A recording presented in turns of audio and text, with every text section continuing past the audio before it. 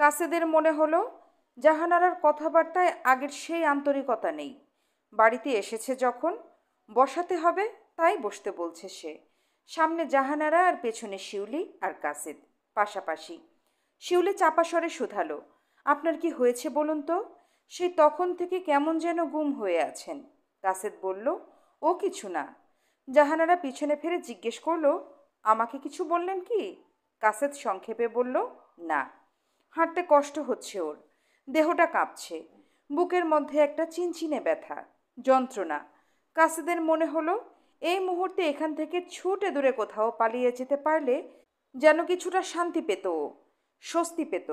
মাথাটা ভার হয়ে আসছে ধীরে ধীরে। মনে হচ্ছে দেহ থেকে বিচ্ছিন্ন হয়ে গড়িয়ে পড়তে চায় মাটিতে। কেন এমন হলো?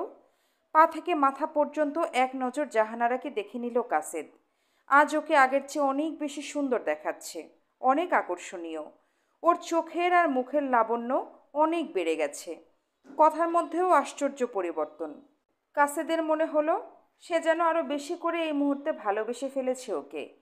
তাকে পাবার আকাঙ্ক্ষা আরও তীব্র হয়ে দেখা দিয়েছে ওর মনে। না, জাহানারাকে বাদ দিয়ে ভবিষ্যতের কোনো কিছুই কল্পনা করতে পারে না কাসেদ, কিছুতেই না। জাহানারা শুধালো, চা খাবেন না কফি? কাসেদ কোনো উত্তর দিল না, শুধু এক দৃষ্টে তাকিয়ে রইল ওর দিকে। জাহানারা বলল, আপনার কি হয়েছে বলুন তো? আজ কেমন যেন অন্যরকম মনে হচ্ছে আপনাকে।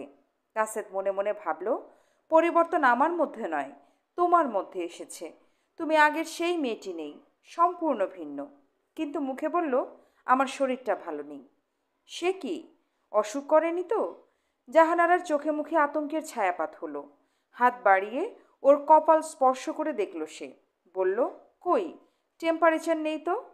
শিউলি বলল, ওর তো জ্বর হয়নি যে টেম্পারেচার পাবে, ওর শরীর খারাপ করেছে। জাহানারা বলল, এক কাপ কফি খান, শরীর ভালো হয়ে যাবে। কাসেদ বলল, থাক, এখন আমার কিছুই খেতে ইচ্ছে করছে না। তাছাড়া এখনই আমাকে উঠতে হবে। জাহানারা চোখ বড় বড় করে বলল, সে কি, এই এলেন আর চলে যাবেন? কথাটা কানে গেল না ওর। ও তখন ভাবছে জাহানারার জন্য একটা সেতারের মাস্টার ঠিক না করে দিয়ে কত বড় ভুল করেছে। জাহানারা বারবার করে বলেছিল, একটা মাস্টার ঠিক করে দিন। তখন যদি ওর অনুরোধ রক্ষা করত সে, তাহলে হয়তো এত বড় বিপর্যয় ঘটত না। শিউলি শুধালো, আপনি কি এখন বাসায় ফিরবেন? কাসেদ বলল, হ্যাঁ। খুলে যাওয়া খোঁপাটা ভালো করে বাঁধতে বাঁধতে জাহানারা জানালার পাশে সরে দাঁড়ালো। তারপর সেখান থেকে জিজ্ঞেস করলো, রোববার দিন বিকেলে কি আপনি বাসায় থাকবেন? কেন? যদি থাকেন তাহলে বাসায় আসবো। আপনার সঙ্গে কিছু কথা আছে আমার। বুকটা আবার মোচড় দিয়ে উঠল ওর। আর চোখে একবার ওকে দেখে নিয়ে বলল, রোববার ছাড়া অন্য কোনো দিন আসতে পারেন না? জাহানারা বলল, রোববার দিন আমার ছুটি কিনা, তাই। অন্য দিন গেলে আবার আমার সেতার শেখা হবে না, মাস্টার সাহেব ভীষণ রাগ করবেন। আবার সেতার শেখা, আবার সেতারের মাস্টার। রাগে দেহটা জ্বালা করে উঠল ওর। পরক্ষণে উঠে দাঁড়িয়ে বলল, ঠিক আছে, আমি বাসায় থাকব, আসবেন, এখন চলি। ওর সঙ্গে সঙ্গে শিউলিও উঠে দাঁড়ালো। আমার একটা কথা রাখবেন কাসেদ সাহেব? কি? বাড়ি যাবার পথে আমাকে হোস্টেলে পৌঁছে দিয়ে যাবেন। কিন্তু কাসেদ ইতস্তত করে বলল, পথটা তো এক হলো না, উল্টো। শিউলি বলল, আমার জন্য না হয় একটু উল্টো পথ ঘুরেই গেলেন। যাবেন কি? কাসেদ জাহানারার দিকে এক পলক তাকালো। ও জানালা গলিয়ে বাইরের আকাশ দেখছে। দেখুক। কাসেদ বলল, যাব বই কি, চলুন। গলার স্বরে উৎসাহের আধিক্য দেখে নিজেই চমকে উঠল। বুঝতে পারল না কথাটা হঠাৎ এত জোরের সঙ্গে কেন বলতে গেল সে। জানালা থেকে সরে এলো জাহানারা। শিউলি শুধালো, তুমি এখন ঘরে বসে থেকে কি করবে জাহানারা? জাহানারা ধীর গলায় বলল, কি আর করব, মাস্টার একটা নতুন গদ দিয়ে গেছেন, বসে বসে সেতার বাজাবো। আবার মাস্টার, আবার সেতার।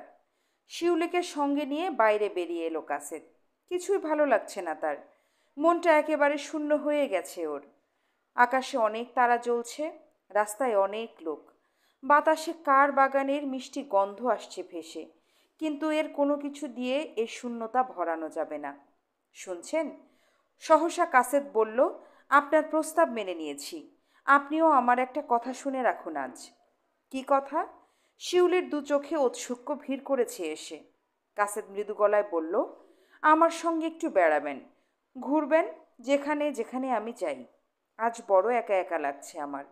শিউলি ভ্রুজোড়া প্রসারিত করে তাকালো ওর দিকে, তারপর হেসে দিয়ে বলল, কিন্তু আমাকে যে 9টার মধ্যে হোস্টেলে ফিরতে হবে, নইলে সুপার ভেতরে ঢুকতে দেবে না।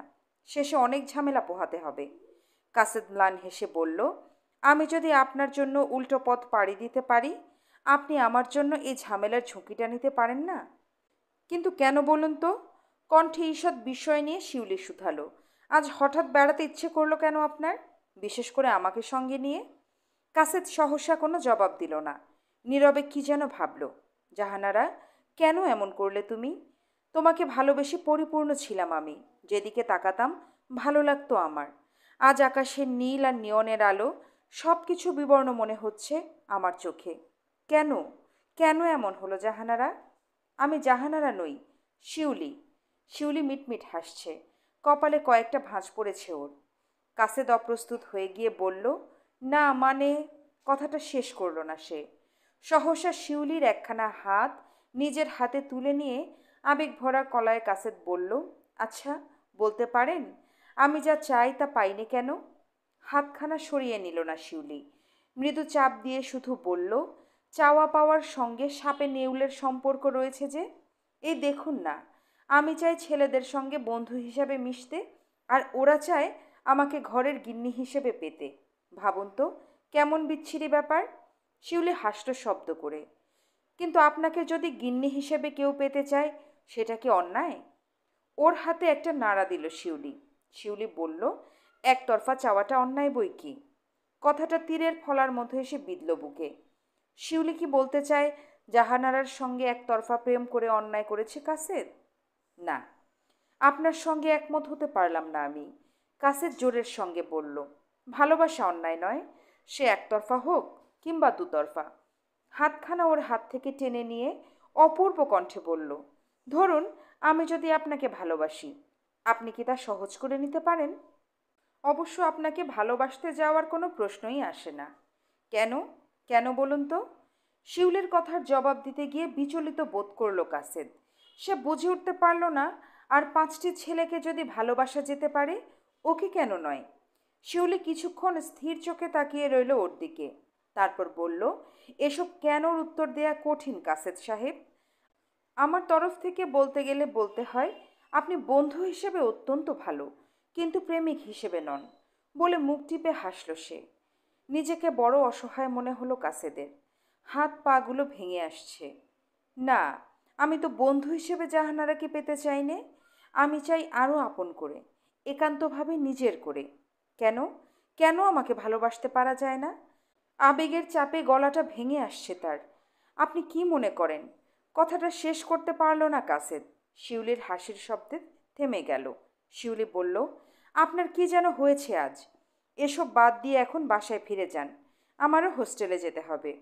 কাসেদ কোনো জবাব দেবার আগেই রিকশাওয়ালাকে হোস্টেলের পথে যাবার নির্দেশ দিল শিউলি। পথে আর কোনো কথা হলো না।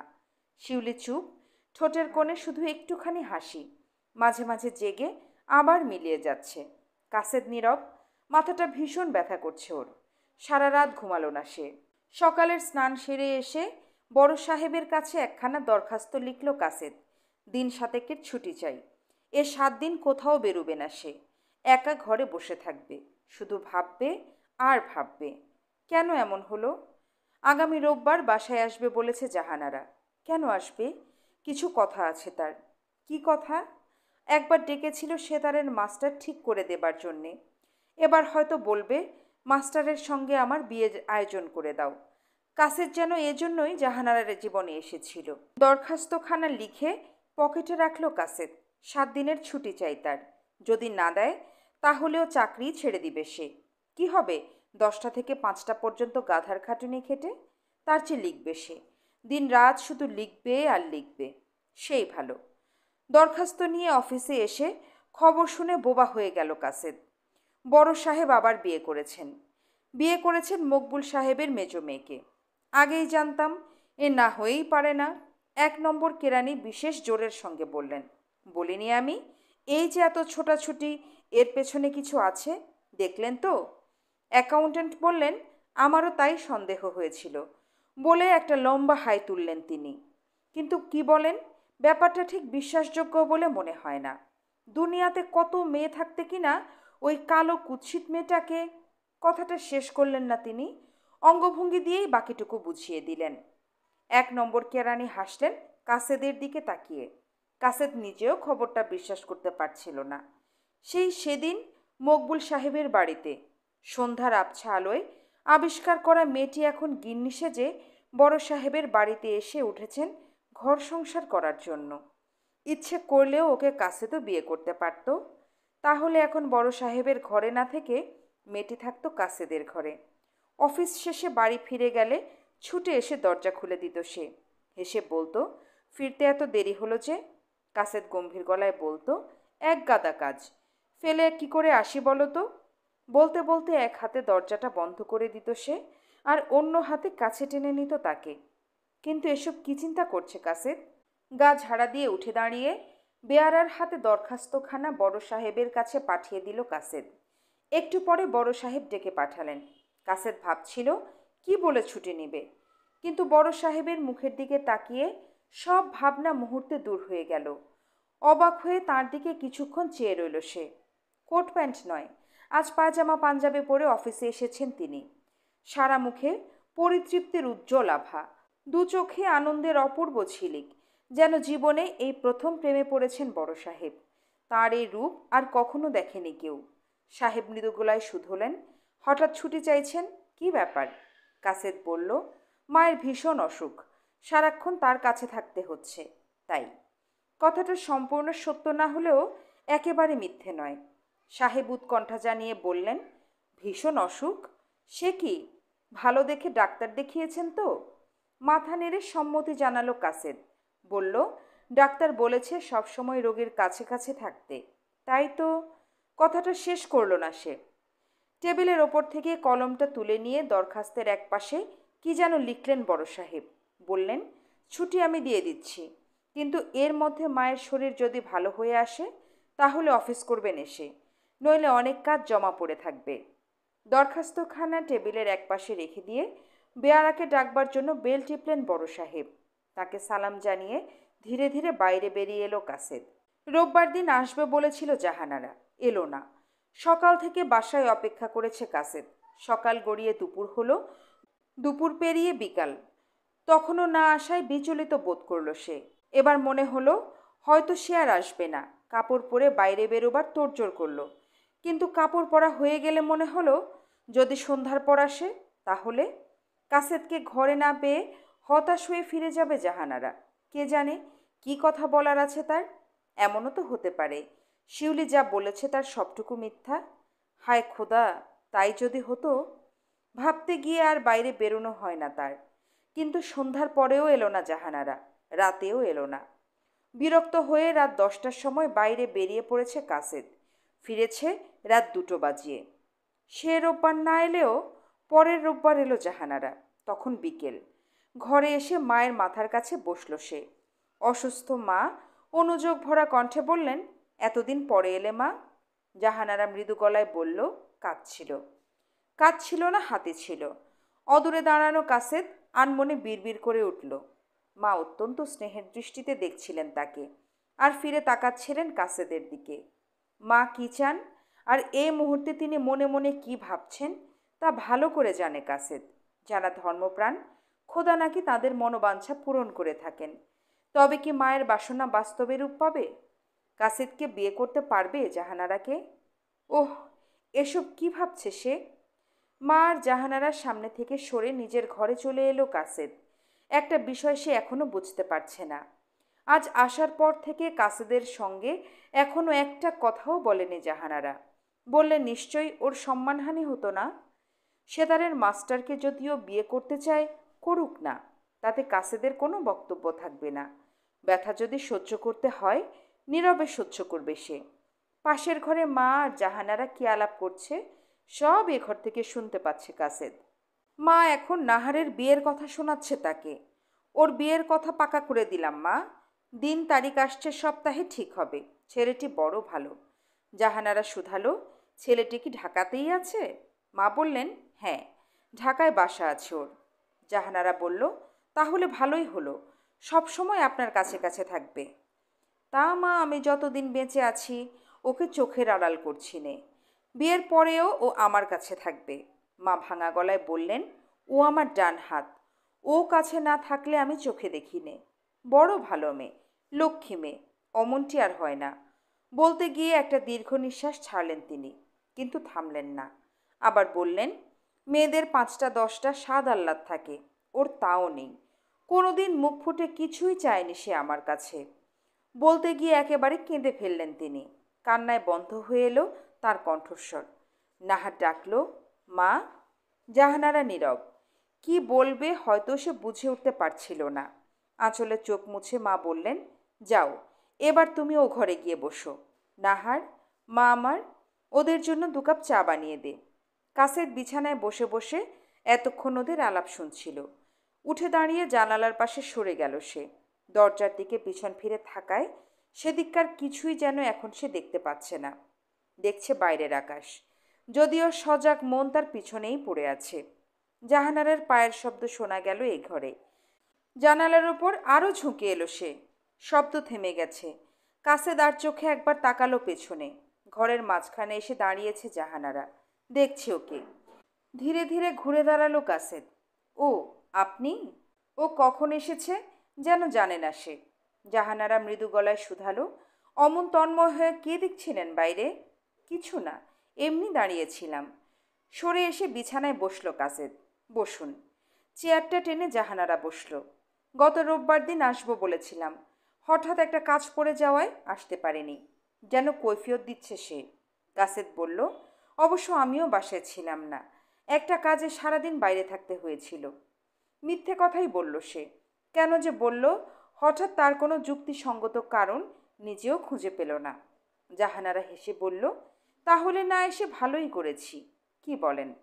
কাসেদ হাসতে চেষ্টা করল, পারল না। টেবিলের ওপর থেকে একখানা বই তুলে নিয়ে তার পাতা উল্টাতে লাগলো জাহানারা। কিছু বলবে সে, কিন্তু কোত্থেকে যে শুরু করবে তাই ভেবে উঠতে পারছে না। বার দুয়েক ব্যর্থ হয়ে অবশেষে জাহানারা বলল, আপনার সঙ্গে একটা কথা ছিল আমার। কাসেদ ঢোক গিলে বলল, বলুন। বুকটা আবার অস্বাভাবিকভাবে কাঁপছে। তার হাত পাগুলো ঠান্ডা হয়ে আসছে।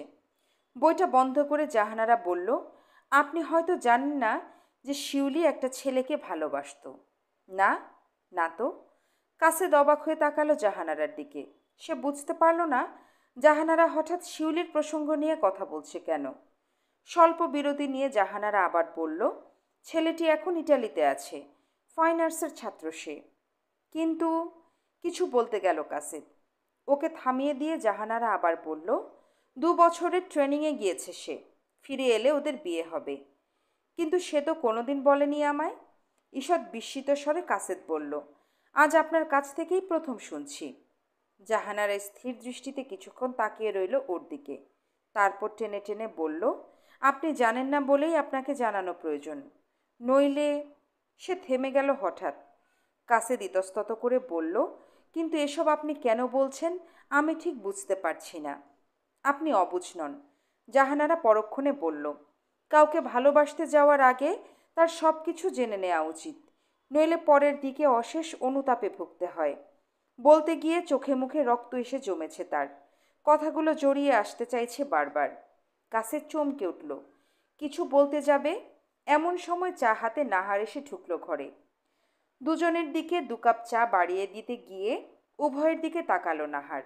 তারপর নিঃশব্দে বেরিয়ে গেল সে। টেবিলের উপর চায়ের পেয়ালাটা নামিয়ে রেখে জাহানারা আবার বলল, অবশ্য শিউলি মেয়ে হিসেবে খারাপ নয়, আমার কাজিন। আমি ওকে ভালো করে চিনি। তাছাড়া আপনার সঙ্গেও মানাবে বেশ। কিন্তু কথাটা শেষ করল না সে। বিছানা থেকে উঠে দাঁড়িয়ে কী ভেবে আবার বসে পড়ল কাসেদ। চায়ের পেয়ালায় চুমুক দিয়ে শুধালো, আপনার কথা কি শেষ হয়েছে? জাহানারার কথার জবাবে বলল, আমার অনধিকার চর্চার জন্য হয়তো আপনি রাগ করেছেন, তাই ক্ষমা চাইছি। কাসেদ বলল, ক্ষমা চাওয়ার কোনো প্রশ্ন আসে না। কিন্তু কথা কি জানেন, আপনি যে এতক্ষণ এত কিছু বললেন, আমি তার কোনো হদিস খুঁজে পাচ্ছি না। শিউলিকে আমি ভালোবাসি এই কথা কে বলল আপনাকে শুনি? ভয় নেই, জাহানারা মৃদু হেসে বলল, আমি নিশ্চয়ই এ নিয়ে 10 জায়গায় আলোচনা করব না। কাসেদ বিরক্তির সঙ্গে বলল, আপনি ভুল করছেন। শিউলির সঙ্গে আমার তেমন কোনো সম্পর্ক নেই, বিশ্বাস করুন। সহসা গম্ভীর হয়ে গেল জাহানারা। স্থির চোখে ওর দিকে কিছুক্ষণ তাকিয়ে রইল সে। কি যেন খুঁজতে চেষ্টা করলো ওর দু চোখের মণিতে। তারপর টেনে টেনে বলল, সেদিন বাসা থেকে ফিরে আসার পথে আপনি কি কিছুই বলেননি ওকে? কাসেদ ভাবতে চেষ্টা করলো। সেদিন অনেক কথা হয়েছে শিউলির সঙ্গে, অনেক আলাপ। সঠিক কিছু ভাবতে গিয়েও মনে এলো না তার। ওকে চুপ থাকতে দেখে জাহানারা মৃদু হাসল। উঠে দাঁড়িয়ে বলল, অনেক রাত হয়ে গেল, এখন উঠি তাহলে। কাসেদ সঙ্গে সঙ্গে বলল, একটা ভুল ধারণা নিয়ে আপনি চলে যাবেন? বসুন, আপনার সঙ্গে আমার কথা আছে। জাহানারা বসল। বসে বলল, বলুন কি কথা? পাশের ঘরে মা নামাজ শেষে টেনে টেনে সুর করে কোরআন শরীফ পড়ছেন। শরীরটা আজ একটু ভালো যাচ্ছে তার, তাই উঠে বসেছেন বিছানায়। কাসেদ নীরবে কিছুক্ষণ তাকিয়ে রইল মেঝের দিকে। তারপর ধীরে ধীরে বলল, সেদিন ওর সঙ্গে আমার তেমন কোনো কথা হয়নি। যা হয়েছিল তার সবটুকু আমার মনে নেই। তবে যে কথাই হোক না কেন, তা থেকে আপনি যে সিদ্ধান্ত টেনেছেন তা সত্যি বলতে কি হাসি পাওয়ার মতো। জাহানারা মৃদু হাসল। আপনার কাছে কৈফিয়ত চাইনি কাসেদ সাহেব, আমি কৈফিয়ত দিচ্ছিও না। সহসা রেগে গেল কাসেদ। আপনি শুনতে চেয়েছিলেন তাই বলছিলাম, না করলে বলবো না। বিছানা থেকে উঠে দাঁড়িয়ে জানালার দিকে সরে গেল সে। দুজনেই নীরব। পাশের ঘর থেকে শুধু মায়ের সুর করে কোরআন পড়ার শব্দ ভেসে আসছে। ধীরে ধীরে রাত বাড়ছে বাইরে, আকাশে অনেক তারা। এবার চলি। পেছন থেকে জাহানারার কণ্ঠস্বর শুনতে পেল কাসেদ। ফিরে তাকালো না, বলল, আসুন। ঘরের মাঝখান থেকে জুতার শব্দ ধীরে ধীরে বাইরের ঘরে চলে গেল। পাশের ঘরে মায়ের সঙ্গে কথা বলছে জাহানারা। কাসেদ তখনও জানালার পাশে দাঁড়িয়ে। মানুষের সঙ্গে সহজভাবে মেলামেশার পরিণাম অবশেষে এই দাঁড়ায়। শিউলির সাথে কোনো উদ্দেশ্য নিয়ে মেশেনি কাসেদ। জাহানারার মাধ্যমে আলাপ হয়েছিল। তারপর দেখা হলে বিভিন্ন বিষয় নিয়ে কথা বলতো, আলোচনা করত। এর ঊর্ধ্বে অন্য কোনো সম্পর্ক ছিল না। কে জানে, হয়তো এটা জাহানারার একটা মন গড়া ব্যাপার। নিজ থেকে হয়তো একটা সিদ্ধান্ত টেনেছে সে, আর তাই নিয়ে ছুটে এসেছে কাসেদকে বলতে। বলতে নয় ঠিক, বকতে। কিন্তু কেন? কাসেদ যদি সত্যি শিউলিকে ভালোবেসে থাকে, তাতে জাহানারার এত মাথা ব্যথা কেন? ভাবতে গিয়ে হঠাৎ যেন একটু আলোর সন্ধান পেল কাসেদ। জাহানারা ভালোবাসে ওকে। শিউলি যা বলেছে সব মিথ্যে। এত অস্থিরতার মধ্যেও কিছুক্ষণের জন্য মনটা ভালো হয়ে গেল ওর। বেশ হালকা বোধ করল সে। কাল বিকেলে অফিস থেকে বেরিয়ে জাহানারাদের বাসায় যেতে হবে তাকে।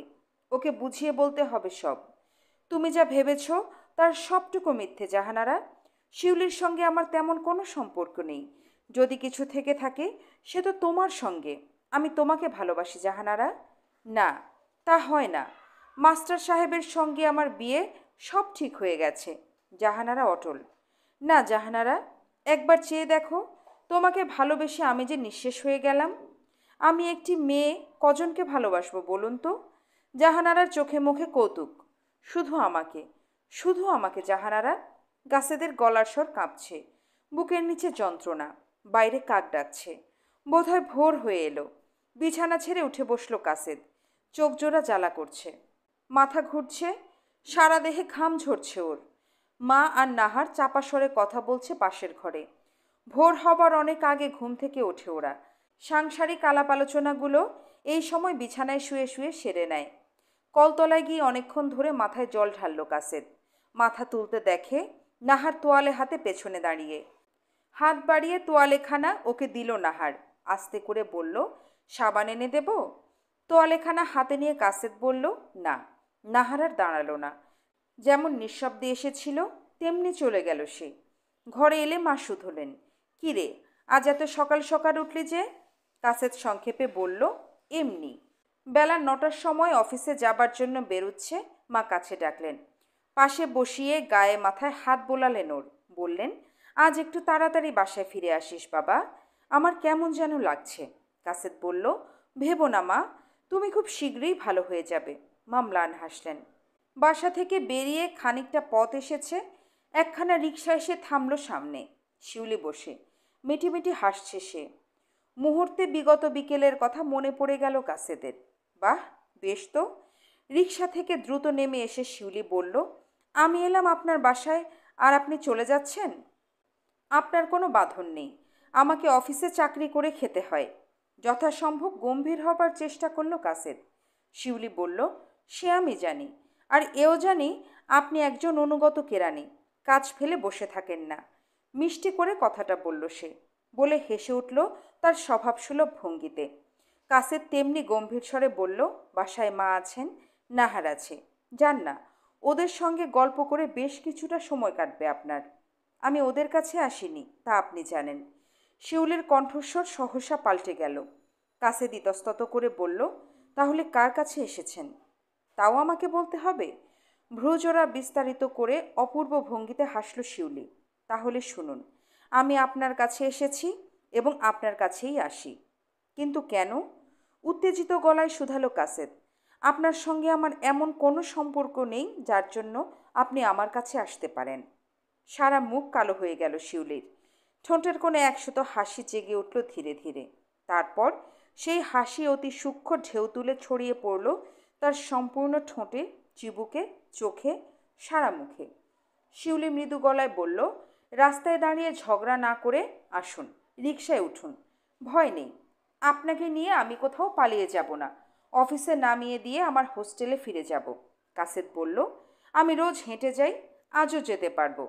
শিউলি বলল, দেখুন, মেয়ে মানুষের মতো রাগ করবেন না। উঠুন, রিকশায় উঠুন।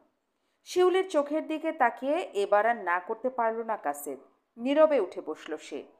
রিকশাওয়ালাকে যাবার জন্য নির্দেশ দিয়ে শিউলিও উঠল পাশে। আজ একটু ছোট হয়ে বসার চেষ্টা করল কাসেদ। শিউলির গায়ে গা লাগতে পারে সেই ভয়ে। শিউলি আর চোখে এক পলক দেখে নিয়ে মৃদু হাসল। হেসে বলল, আপনারা পুরুষগুলো এত সহজে বদলে যেতে পারেন, কি বলবো। কাসেদ চুপ করে থাকবে ভাবছিল, কিন্তু জবাব না দিয়ে পারল না। অন্য পুরুষের কথা আমি বলতে পারবো না। আমি নিজে সহসা বদলাইনি। যা ছিলাম তাই আছি, তাই থাকবো। তাই নাকি? চোখ জোড়া বড় বড় করে ওর দিকে তাকালো শিউলি। শুনে বড় খুশি হলাম। কিন্তু জনাব, একটা কথা যদি জিজ্ঞেস করি তাহলে রাগ করবেন না তো? মুখ টিপে হাসছে শিউলি। কাসেদ বলল, বলুন।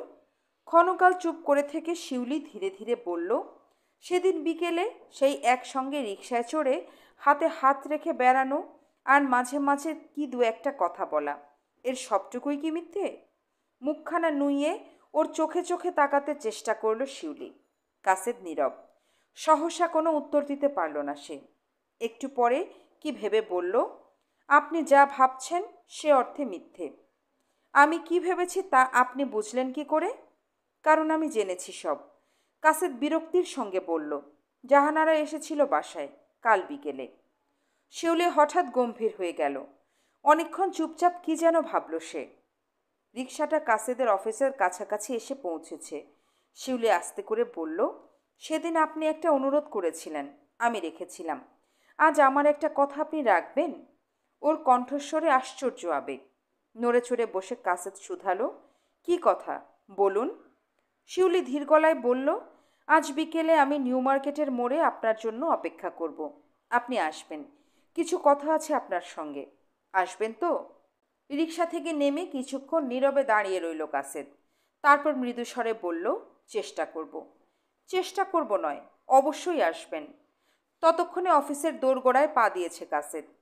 শিউলি তখনও রিকশা নিয়ে দাঁড়িয়ে রইল না চলে গেল, একবার ফিরেও তাকালো না সে। অফিসে এখন আর সেই উত্তেজনা নেই, সব শান্ত। মকবুল সাহেব পক্ষাঘাত রোগে এখনও বিছানায় পড়ে আছেন। ভালো হবার কোনো সম্ভাবনা নেই। পরস্পরের কাছ থেকে শোনা যায় আজকাল আর আগের সেই আর্থিক অনটন নেই তার। বড় সাহেবের শ্বশুর এখন বেশ সুখেই আছেন। বড় সাহেবও বেশ সুখী। রোজ দুপুরে মকবুল সাহেবের মেয়ে বাড়ি থেকে খাবার নিয়ে আসে তার জন্য। পরনে সুন্দর একখানা শাড়ি, মাথায় ছোট একটা ঘোমটা, হাতে একটা টিফিন ক্যারিয়ার, পায়ে পাতলা স্যান্ডেল। নিঃশব্দে মেয়েটি উঠে আসে ওপরে। হালকা পায়ে সে এগিয়ে যায় বড় সাহেবের কামরার দিকে। তারপর দুজনে একসঙ্গে খায়। খাওয়া দাওয়া হয়ে গেলে নীরবে আবার বাড়ি ফিরে যায় মেয়েটি। প্রথম প্রথম অফিসের সবাই মুখ টিপে হাসত। চাপা স্বরে আলোচনা চলতো ওদের নিয়ে। আজকাল তাও বন্ধ। শুধু মেয়েটি যখন আসে আর সামনে দিয়ে হেঁটে বড় সাহেবের ঘরের দিকে এগিয়ে যায়, তখন কি একটা অস্বস্তিতে ভোগে কাসেদ। ইচ্ছে করে মেয়েটিকে দেখতে, কিন্তু ও যখন আসে তখন মুখের দিকে তাকাতে গিয়েও পারে না সে। কোথা থেকে একটা জড়তা এসে সারা দেহ গ্রাস করে নেয় ওর। মেয়েটি ওর বউ হতে পারত। ইচ্ছে করলে ওকে বিয়ে করতে পারত কাসেদ। হয়তো ওকে নিয়ে বেশ সুখী হতে পারত সে। আজ বড় সাহেবের জন্য খাবার নিয়ে আসে, সেদিন কাসেদের জন্য নিয়ে আসতো মেয়েটি। দুজন একসঙ্গে খেত ওরা, কথা বলতো, গল্প করত, কত না আলাপ করতো খেতে বসে।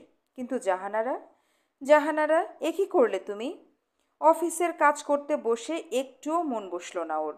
গতদিন বিকেলের ছবিটা বারবার ভেসে উঠছে চোখে। জাহানারার প্রতিটি কথা আবার নতুন করে কানে বাজছে এখন। টাইপরাইটারটা একবার কাছে টেনে নেয়, আবার দূরে ঠেলে দিল সে। হঠাৎ সামনে টেবিলের ওপর বিছানো কাগজের দিকে চোখ পড়তে চমকে উঠল কাসেদ। জাহানারার নাম লিখে সম্পূর্ণ কাগজটা ভরিয়ে তুলেছে সে। চারপাশে দ্রুত তাকিয়ে নিয়ে একটা কলম দিয়ে ধীরে ধীরে নামগুলো কেটে ফেলল সে। কাটতে গিয়ে একটু ম্লান হাসল সে। ওর জীবন থেকেও জাহানারার নামটা হয়তো এমনি করে কেটে ফেলতে হবে একদিন। অফিস থেকে বেরোবার আগে মন স্থির করে নিয়েছিল কাসেদ, বিকেলে যাবে জাহানারাদের ওখানে। কাল যে ভুল বোঝাবুঝির মধ্য দিয়ে সে চলে এসেছে তা দূর করে আসবে আজ। যে কথাটা এতদিন বলেনি, বলতে গিয়েও পিছিয়ে এসেছে, আজ সে কথাটা ওকে খুলে বলবে সে। হয়তো শুনে হাসবে জাহানারা, শব্দ করে হেসে উঠবে। তবু বলবে কাসেদ, যা হবার হোক। জীবনে একটা চরম সিদ্ধান্ত নিতে চায় সে। জাহানারাদের বাসার বারান্দায় দাঁড়িয়ে ওর মনে হলো, কে জানে, হয়তো আজ এখানে শেষ আসা। বুড়িটা বাচ্চা কোলে নিয়ে বারান্দায় বসেছিল। ডেকে এনে ওকে বসালো ভেতরে। বলল, বয়েন, উনি উপরে আছেন, খবর দেই গিয়া। বলে সে চলে গেল ভেতরে। সেই যে গেল, অনেকক্ষণ, তার আর দেখা নেই। একা ঘরে বসে বসে ক্লান্তি বোধ করল সে। উঠে দাঁড়িয়ে বার কয়েক পায়চারি করলো, বসলো, আবার উঠে দাঁড়ালো। জাহানারা এলো না। এলো সেই বুড়িটা। ওর মুখের দিকে সন্ধানী দৃষ্টিতে তাকিয়ে থেকে শুধালো, আপনার নাম কি? কাসেদ নাম বলতে আবার ভেতরে চলে গেল বুড়ি। আবার সব চুপ। অনেকক্ষণ হলো কারো আসার লক্ষণ দেখা গেল না। চোখ মেলে প্রতিনিয়ত দেখা দেয়াল আর কড়িকাঠগুলো দেখতে লাগলো কাসেদ।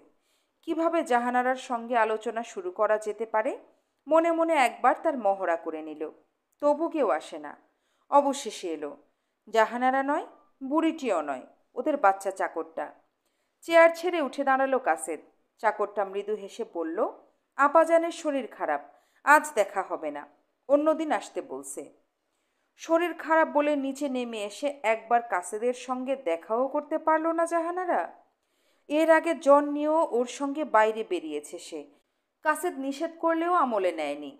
আর আজ কথাটা সহসা বিশ্বাস হতে চাইল না ওর। চাকরটা মৃদু হেসে চলে গেল ভেতরে। হাসল না, যেন বিদ্রূপ করে গেল ওকে। আবার একা ঘরের মধ্যে বার কয়েক পায়চারি করলো কাসেদ। ভালো লাগছে না। বারবার করে মনে হলো, জাহানারা আজ ইচ্ছে করে অপমান করলো তাকে। সে কোনো অপরাধ করেনি, তবু তাকে শাস্তি দিল জাহানারা। কাসেদের মনে হলো পুরো দেহটা ওর জ্বলছে।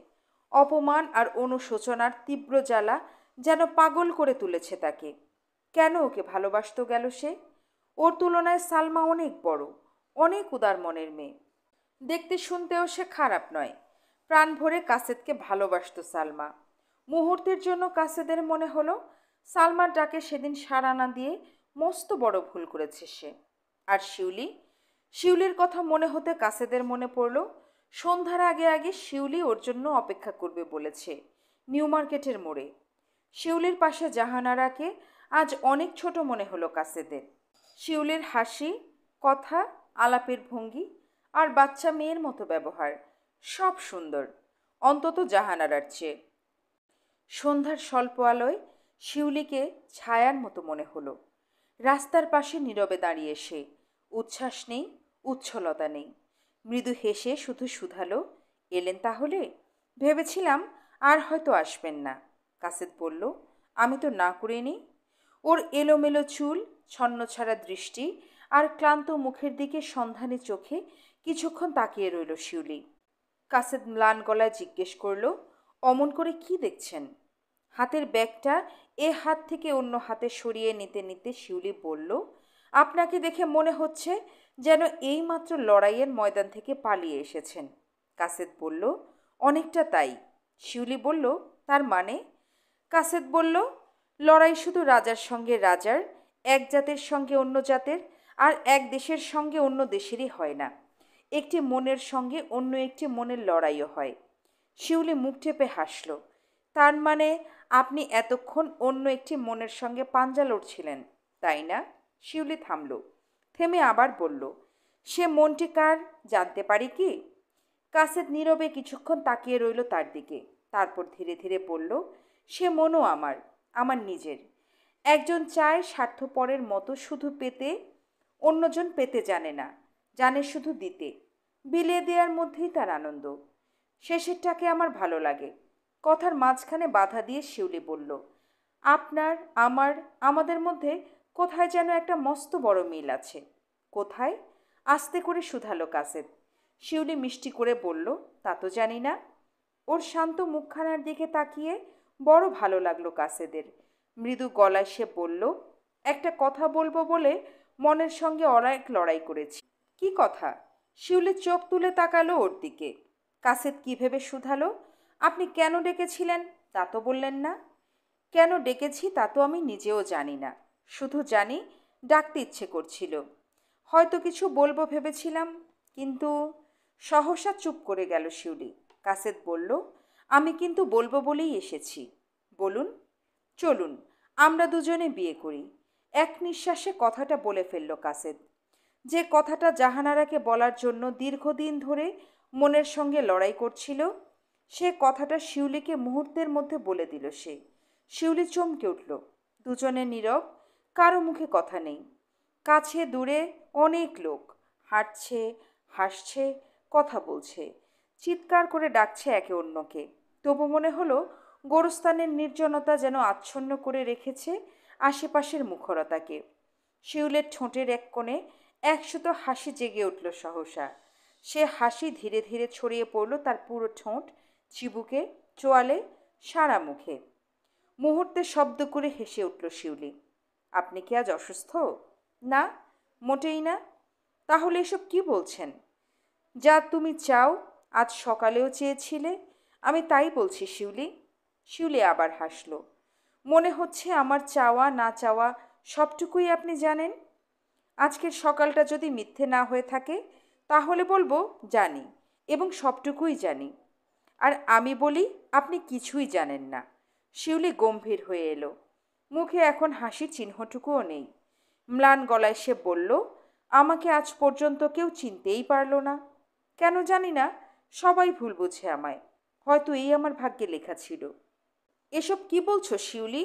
কাসেদ অবাক হলো। বলতে গিয়ে গলাটা কেঁপে উঠল ওর। শিউলি বলল, আপনাকে অন্য আর 5 জনের চেয়ে ভিন্ন মনে করতাম বলেই হয়তো এত সহজভাবে মিশতাম। কিন্তু বলতে গিয়ে থামল সে। কপালে ভাঁজ ফেলে কি যেন ভাবল। ভেবে বলল, আপনিও শেষে ওদের মতো হয়ে যাবেন এ আমি ভাবিনি কোনো দিন। কাসেদের বুঝতে আর বিলম্ব হলো না। সন্ধ্যাবেলায় এই শিউলি আর সকালবেলার সেই শিউলির সঙ্গে কোনো মিল নেই। এরা যেন দুটি ভিন্ন মেয়ে, সম্পূর্ণ আলাদা। কিন্তু কেন, কেন এমন হলো? শিউলি, বলুন, একটি দিনের মধ্যে কি মানুষ এত বদলে যেতে পারে? আমিও তাই ভাবছি। সকালের আপনার সঙ্গে বিকেলের আপনার যেন কোনো মিল নেই। আর তুমি, তুমি কি সেই সকালের মেয়েটি আছো? আমি? আমার কথা বাদ দেন। আমি যে কখন কী অবস্থায় থাকি সে আমি নিজেও জানি না। বাহ, চমৎকার! কাসাদের দিকে চমকে তাকালো শিউলি। অনেকক্ষণ এক দৃষ্টিতে তাকিয়ে রইল সে। তারপর ধীরে ধীরে বলল, আমার দিক থেকে যদি কোনো অন্যায় হয়ে থাকে তাহলে তার জন্য আমি মাফ চাইছি কাসেদ সাহেব। সত্যি আমি অপারগ, নইলে। কথাটা শেষ করল না সে। কাসেদের মনে হলো শিউলি হাসছে। তীক্ষ্ণ বিদ্রুপে ঠোঁটজোড়া বেঁকে গেছে ওর। কাসেদ হেরে গেল। প্রথম পরাজয়ের গ্লানি মুছে যাবার আগেই দ্বিতীয়বার পরাজিত হলো সে। নিজের বোকামির জন্য নিজেকে ধিক্কার দিতে ইচ্ছে হলো ওর। আগুনে হাত বাড়ালে পূর্বে জানত, তবু সে কেন এমন করল? রাত বাড়ছে, রাস্তাঘাট নির্জন হয়ে আসছে ধীরে ধীরে। আরও অনেক ক্ষমা চেয়ে বিদায় নিয়ে চলে গেছে শিউলি। শিউলি আর জাহানারা, ওরা দুই নয়, এক, একের এপিঠ আর ওপিঠ। বাসায় ফিরতে অনেক রাত হলো ওর। খালু এসে দরজা খুলে দিলেন। এত রাতে তাকে এখানে দেখে অবাক হলো কাসেদ, মুখখানা ক্লান্ত আর বিমর্ষ। কোনো প্রশ্ন করার আগে খালু চাপা স্বরে বললেন, তুমি এসেছো? এসো, শব্দ করো না। খোলা দরজায় দাঁড়িয়ে ঘরের সবটুকু দেখতে পেল কাসেদ। মা বিছানায় শুয়ে, মাথার এক পাশে নাহার বসে, অন্য পাশে খালাম্মা। চাপা স্বরে মাকে কি যেন বলছেন খালা। খালু বললেন, বড়বুর শরীরটা হঠাৎ খারাপ হয়ে গেছে, ভাগ্যিস আমরা এসেছিলাম, নইলে কি যে হতো। কথা বলতে বলতে বিছানার পাশে এসে দাঁড়ালো ওরা। মা এতক্ষণ চোখ বন্ধ করে শুয়েছিলেন। ধীরে ধীরে তাকালেন এবার। বেশ কিছুক্ষণ ওর দিকে তাকিয়ে রইলেন তিনি। ইশারায় তাকে কাছে ডাকলেন। নাহার উঠে দাঁড়িয়ে কাসেদকে বসবার জায়গা করে দিল। মায়ের পাশে এসে বসল কাসেদ। রুগ্ন হাতখানা ওর দিকে বাড়িয়ে আস্তে করে মা বললেন, এসেছিস বাবা? শীর্ণ ঠোঁটে ম্লান হাসলেন তিনি। ফিসফিস করে আবার বললেন, এত রাত হলো কেন তোর? অনিয়ম করে শরীরটাকে তো শেষ করলি বাবা। মায়ের কপালে হাত বুলাতে বুলাতে কাসেদ বলল, তুমি এখন ঘুমাও মা। মা চুপ করে গেলেন। খালা একটা শিশি থেকে ওষুধ ঢেলে খাওয়ালেন তাকে। মা বললেন, যাচ্ছিস কোথায়? আমার পাশে বস। আর কোনো কথা বলল না মা। নীরবে শুধু চেয়ে চেয়ে দেখতে লাগলো ওকে। রাত বেড়ে চলল। আরও রাত হলে পরে মাকে দেখাশোনা করার ব্যাপারে প্রচুর উপদেশ দিয়ে খালা আর খালু বিদায় নিলেন। নিজের ঘরে এসে নীরবে অনেকক্ষণ বসে রইল কাসেদ। বইপত্র নিয়ে নাড়াচাড়া করলো কিছুক্ষণ। আকাশ পাতাল অনেক কিছু ভাবল। কি যে ভাবল সে নিজেও বলতে পারে না। মাঝে একটু অন্যমনস্ক হয়ে পড়েছিল সে।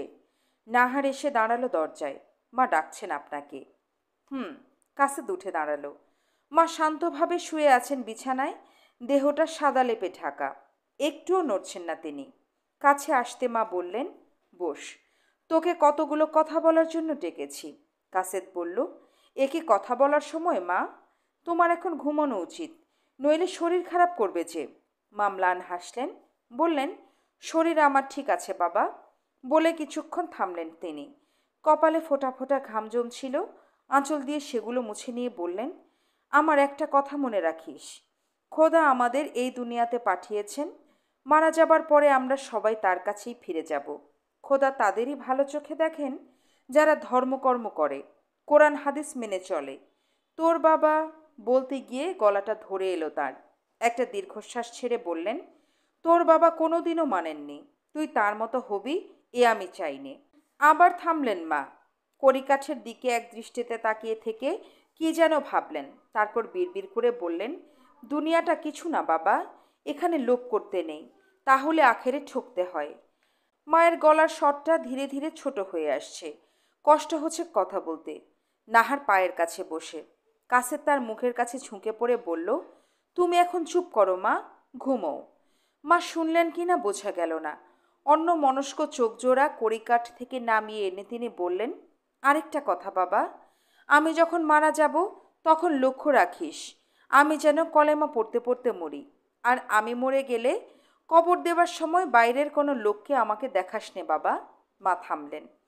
অনেকক্ষণ ধরে ঘামানোর পর এখন ঘাম একেবারে বন্ধ হয়ে গেছে তার। গায়ের লেপটা টেনে নিতে নিতে ক্লান্ত স্বরে মা বললেন, যাও বাবা, এবার ঘুমো গিয়ে। কিন্তু ঘুমোনো হলো না তার। ভোর রাতের দিকে ঈষৎ তন্দ্রায় চোখজোড়া জড়িয়ে এসেছিল। নাহারের ডাকে চমকে জেগে গেল সে। দেখে যান মা কেমন যেন করছেন। নাহারের কণ্ঠস্বর উৎকণ্ঠায় ভরা। কাসেদের বুকের ভেতরটা আতঙ্কে মোচড় দিয়ে উঠল। সহসা উঠে দাঁড়িয়ে ছুটল সে মায়ের ঘরের দিকে। সেই মাঝরাতে যেমনি ছিল তেমনি শুয়ে মা, চোখজোড়া খোলা কড়িকাঠের দিকে এক দৃষ্টে তাকিয়ে আছেন তিনি। কাসেদ সামনে এসে দেখল দু চোখের কোণা বেয়ে ফোঁটা ফোঁটা পানি ঝরছে। জোরে জোরে শ্বাস নিচ্ছেন মা। শুকনো ঠোঁট জোড়া নেড়ে কি যেন বলতে চাইছেন তিনি, কিন্তু কোনো শব্দ বেরোচ্ছে না। শুধু একটা কর্কশ আওয়াজ বেরোচ্ছে ভেতর থেকে।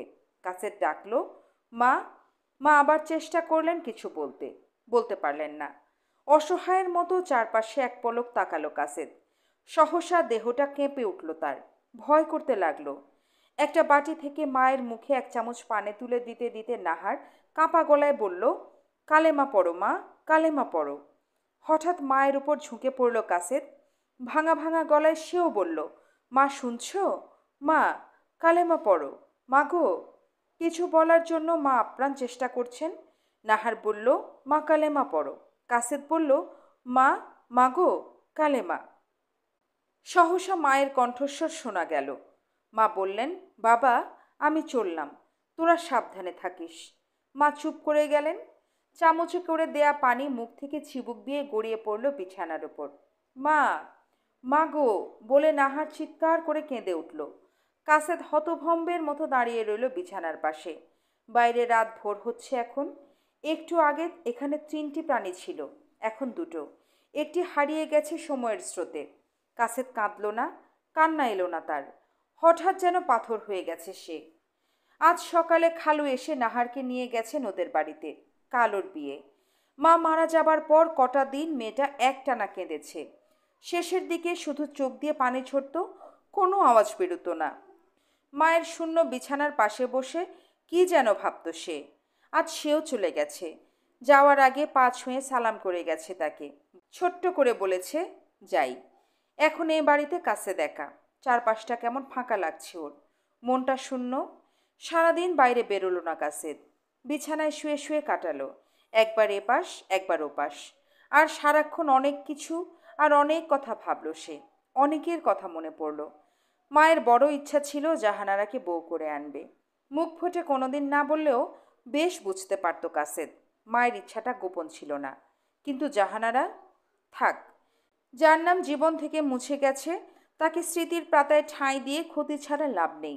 ওকে নিয়ে অনেক ভেবেছে কাসেদ। শিউলিকে নিয়েও কম ভাবেনি সে। 2 দেহ 1 মন। মেয়ে যাত্রাই বোধহয় অমনি। না, তা নয়। সালমা তো ওদের মতো নয়। আর মকবুল সাহেবের মেয়ে কত শান্ত, কত সরল। বড় সাহেবের জীবনটাকে কি সুন্দর করে তুলেছে সে। কত সুখী ওরা। না, কাসেদ বিয়ে করবে না, একা থাকবে। মাঝে একটু তন্দ্রা এসেছিল। একটা বড় ইঁদুরের কিচকিচ শব্দে তন্দ্রা ছুটে গেল ওর। বিছানা ছেড়ে উঠে বসল সে। খোলা জানালা দিয়ে এক টুকরো রোদ এসে পড়েছে ঘরের মাঝখানে। কাসেদ বিছানা ছেড়ে উঠে দাঁড়িয়ে জানালার পাশে সরে গেল। বাইরের আকাশটা মেঘে ছেয়ে আছে। কোথাও মেঘের রং কালো, কোথাও সাদা, কোথাও ঈষৎ লাল। এখন শেষ বিকেল। লাল সূর্যটা হারিয়ে গেছে উঁচু দালানেরও পাশে। ওটাকেই জানালা থেকে দেখা যাচ্ছে না। শুধু তার শেষ আভাটুকু বাড়িগুলোর মাথার উপর দিয়ে আকাশে ছড়িয়ে আছে। মনে হচ্ছে দূরের দিগন্তে কোথাও যেন আগুন লেগেছে।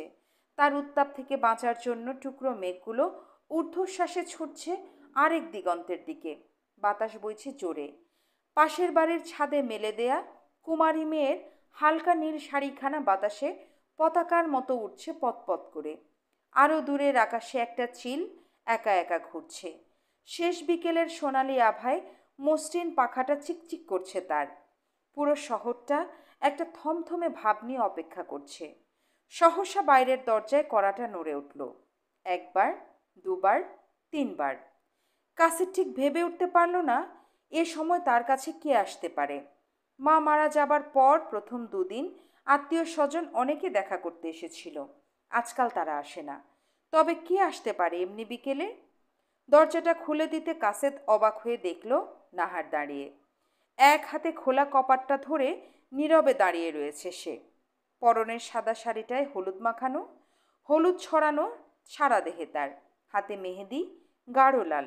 কাসেদ বিস্মিত গলায় বলল, এ কি নাহার, তুমি?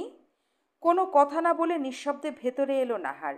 তারপর আলতো চোখ বুলিয়ে নিয়ে বলল, এতকাল যার সাথে ছিলাম তাকে ছেড়ে থাকতে পারলাম না বলে এসেছি। যেতে বলেন তো আবার ফিরে যাই। কাসেদ বিস্মিত বিমূঢ় স্বরে বলল, কাল তোমার বিয়ে আর আজ হঠাৎ এখানে আসার মানে?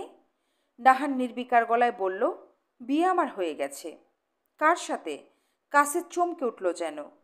ক্ষণকাল ওর দিকে একদৃষ্টে তাকিয়ে রইল নাহার।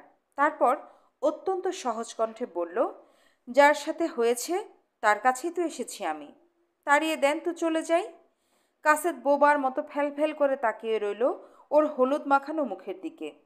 কিছুতেই সে ভেবে পেল না সেই চাপা মেয়েটা আজ হঠাৎ এমন মুখরা হয়ে উঠল কেমন করে।